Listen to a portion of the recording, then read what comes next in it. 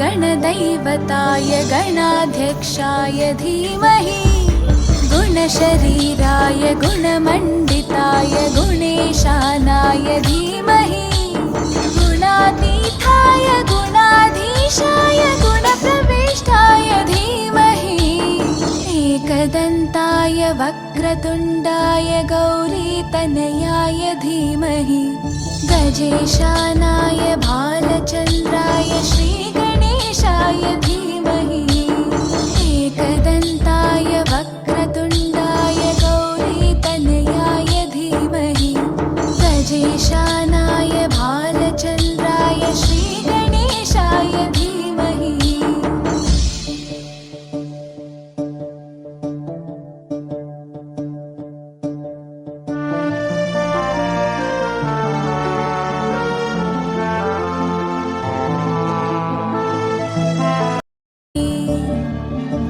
गानोत्सुकाय गानमत्ताय गानोत्सुकमनसे गुरुपूजिताय गुरुदैवताय गुरुकुलस्थायिने गुरुविक्रमाय गुह्यप्रवराय गुरवे गुणगुरवे गुरुदैत्यकलक्षेत्रे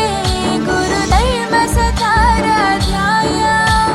गुरुपुत्रपरित्रात्रे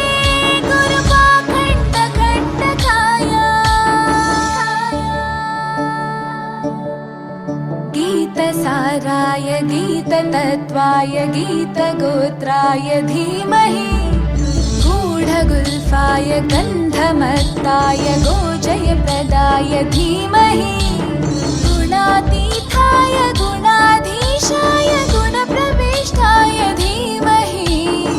एकदन्ताय वक्रतुण्डाय गौ